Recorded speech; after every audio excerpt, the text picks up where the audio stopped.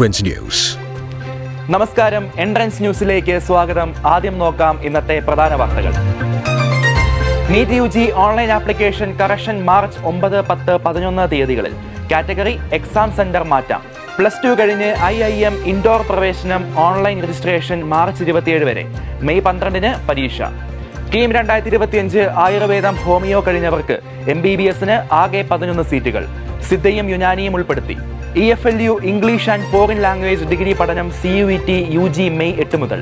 അപേക്ഷ മാർച്ച് 23 വരെ. വാർത്തകൾ വിശദമായി. മെയ് 4 നടക്കുന്ന നീറ്റ് 2025 ഓൺലൈൻ ആപ്ലിക്കേഷനിൽ വന്ന തെറ്റുകൾ തിരുത്തുവാൻ അവസരം. ജോർജ് തയ്യാറാക്കിയ റിപ്പോർട്ടിലേക്ക്. നാഷണൽ ടെസ്റ്റിംഗ് ഏജൻസി നീറ്റ് 2025 പരീക്ഷയുടെ ഓൺലൈൻ അപേക്ഷയിൽ തെറ്റുകൾ സംഭവിച്ചവർക്ക് തിരുത്തലുകൾ വരുത്താൻ അവസരം നൽകുന്നു. മാർച്ച് 9, 10, 11 തീയതികളിൽ neet.nda.nic.in എന്ന വെബ്സൈറ്റിലൂടെ വൺ ടൈം കറക്ഷൻ സൗകര്യം പ്രയോജനപ്പെടുത്താം.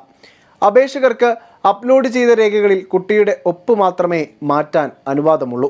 എന്നാൽ പരീക്ഷാ കേന്ദ്രം, കാറ്റഗറി തുടങ്ങിയ വിവരങ്ങളിൽ ആവശ്യമെങ്കിൽ മാറ്റങ്ങൾ വരുത്താവുന്നതാണ്. കുട്ടിയുടെ പേര് തിരുത്താൻ സാധ്യമല്ല. അച്ഛൻ്റെയോ അമ്മയുടെയോ പേരിൽ തെറ്റുണ്ടെങ്കിൽ തിരുത്താവുന്നതുമാണ്. നീറ്റ് പരീക്ഷയ്ക്ക് അപേക്ഷിച്ചവർക്ക് തങ്ങളുടെ അപേക്ഷയിലെ തെറ്റുകൾ തിരുത്തുന്നതിനുള്ള ഈ അവസരം പ്രയോജനപ്പെടുത്താവുന്നതാണ്. അപേക്ഷയിൽ തെറ്റുകളൊന്നുമില്ലെങ്കിൽ നിലവിൽ അപേക്ഷ പരിശോധിക്കേണ്ടതില്ല എന്ന് അധികൃതർ അറിയിച്ചു. പരീക്ഷാ കേന്ദ്രത്തെക്കുറിച്ചുള്ള അറിയിപ്പ് ഏപ്രിൽ 26 മുതൽ വെബ്സൈറ്റിൽ ലഭ്യമാകും. അഡ്മിറ്റ് കാർഡ് മെയ് 1 മുതൽ ഡൗൺലോഡ് ചെയ്യാം. നീറ്റ് 2025 പരീക്ഷ മെയ് 4 ഉച്ചയ്ക്ക് 2 മുതൽ 5 വരെ നടക്കും. കൂടുതൽ വിവരങ്ങൾക്കും സഹായത്തിനുമായി neet.nda.nic.in എന്ന വെബ്സൈറ്റ് സന്ദർശിക്കുക. സാധാരണഗതിയിൽ ബിരുദധാരികൾക്കാണ് മാനേജ്മെന്റിലെ മികച്ച പ്രോഗ്രാമുകളിൽ പ്രവേശനം. നല്ല നിലയിൽ പ്രവർത്തിച്ചു വരുന്ന Indian Institute of Management Indore +2 ജയിച്ചവർക്ക് 5 വർഷത്തെ സംയോജിത മാനേജ്മെന്റ് പ്രോഗ്രാമിന് അവസരമൊരുക്കുന്നു. 2023, 2024, 2025 വർഷങ്ങളിലൊന്നിൽ 12 ജയിച്ചവർക്കാണ് ഇപ്പോൾ പ്രവേശനം. സെലക്ഷന്റെ ഭാഗമായി തിരുവനന്തപുരം, കോഴിക്കോട്, ബംഗളൂരു, ചെന്നൈ, ഡൽഹി, മുംബൈ ഉൾപ്പെടെ 34 കേന്ദ്രങ്ങളിൽ ജൂൺ 16 അഭിരുചി പരീക്ഷ. ഈ ടെസ്റ്റിൽ മികവുള്ളവരെ ഇന്റർവ്യൂവിന് ക്ഷണിക്കും.